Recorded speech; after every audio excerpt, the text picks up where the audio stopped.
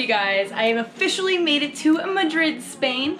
It was a pretty long travel day and I did go forward an hour, so I'm a little tired from that. But I wanted to show you guys my new hostel room.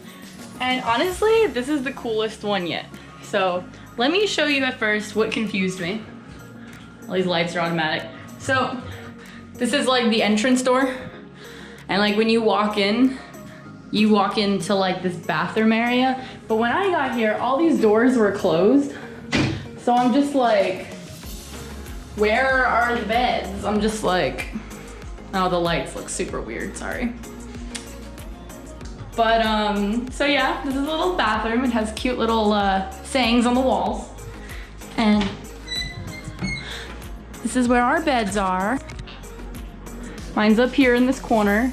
It's actually a pretty big space. And there's a plug in each bed with a little shelf, perfect for my coffee, which I've yet to put up there because it's actually pretty big. Like most bunk beds that I've been on, like you can't sit on the bottom bunk without like banging your head. So honestly, I kind of wish I had a bottom bunk right now because this thing's kind of hard to climb.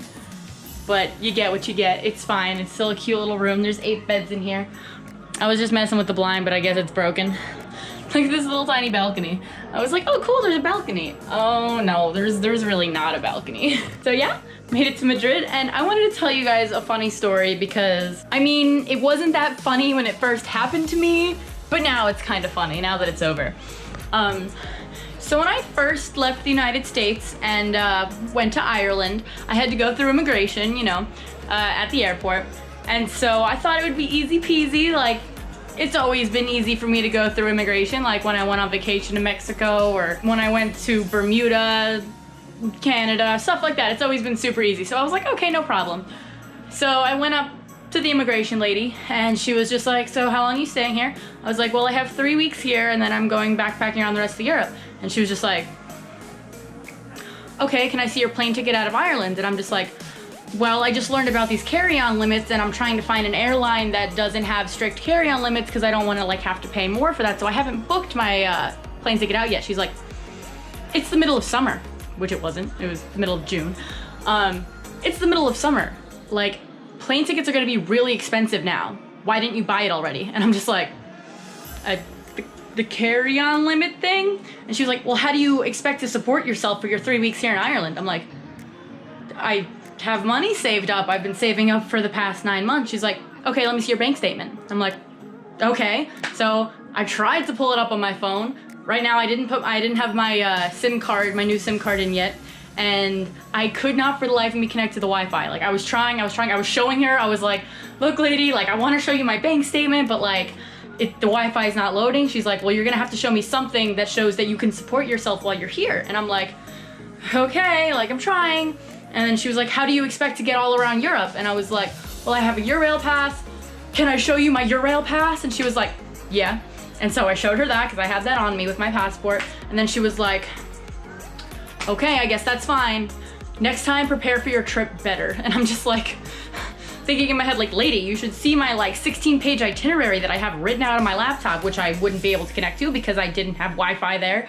I just got there. I was super flustered. I was super confused. And I was like, Jesus, I'm trying, okay? And that kind of like gave me a rough start to my first day in Ireland, but that was honestly the only mean person I met when I was there. So I let it slide off my shoulders. It was fine. And then so today I was like, okay, I'm gonna fully prepare for immigration. Like no one's ever gonna tell me I'm not fully prepared for a trip ever again. I was like, I had screenshots of my bank statements just in case the Wi-Fi wasn't working there and for some reason my data didn't work there. I had screenshots of every single hostel that I have booked, every Airbnb. I had screenshots of my itinerary. Like, I was like, I am fully prepared. No one's gonna say anything. So I get up to the counter, I'm a little nervous because, you know, that was pretty scary last time. I'm like, oh my God, they're gonna take me to a back room and I'm gonna get deported back to the United States. So I go up to the counter, kind of like scary looking guy. And he's like, passport, and I gave him my passport and he like looked at it. He's like, where are you going? And I was like, Madrid. And I was just gonna wait for him to ask me more questions. He was like, okay. And he handed it back to me and I was like, thank you. And I walked on and I'm just like, I didn't even want to show you my stuff anyway, but I was completely fully prepared. I'm just like, oh my God, that was fun. So I just got to Madrid, like I said, and I'm kind of super intimidated. I mean, as soon as I got out of the gate, I had a driver come and pick me up that I got from the hostel because was not really ready to go through the train system yet since I've never been here. I know most people just speak Spanish, and I have my giant 37-pound bag, and I'm just like, I'm just gonna spend a few extra euros, get the transfer. So I see the guy with my name at the airport and ran up to him and was like, hey, how's it going? And he's like, I don't speak English. And I'm like, okay, cool. And he drove me to my hostel, really nice. Really didn't say anything else to him except gracias once I got here. I walked around for a little bit. There was people doing like surveys on the street, and there she was like, ah, habla español, and I'm like, only English. She's like, ah, and I'm like, okay. So just a little nervous being here since I don't know any Spanish.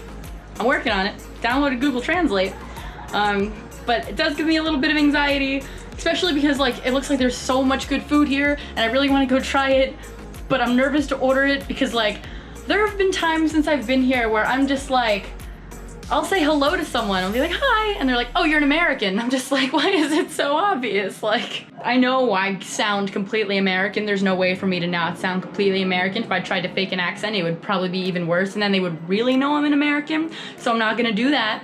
And it's like 100 degrees here right now. Like, I just left 60-degree weather, coming to 100-degree weather. So, I decided that tomorrow is gonna be my first day of adventuring because I do have to edit my clips of more vlog. I really want to get that done and posted. And then I'm not gonna let my anxiety stop me from going out and seeing these places. Like, I did that a little bit when I was in Galway, and I did that a little bit when I was in Dublin. I'm like, I don't want to miss anything else. Like, I want to see the world. I want to experience these things, and I know there's gonna be cultural differences, and I know there's gonna be language barriers, but I want to get through them. I have heard a lot of people here from America just walking down the street speaking English, but they're in big groups, of course, like groups of like 5 to 10 people, and I feel a little awkward just being myself, being like, hi, can I hang out with you? But I'm definitely gonna make a vlog every single day that I'm here. No more skipping days. And in 1 week from today, we gonna have Jess and Brittany back. I'm so excited to see them. Okay, but yeah, I am officially in Madrid, guys. So let's do this.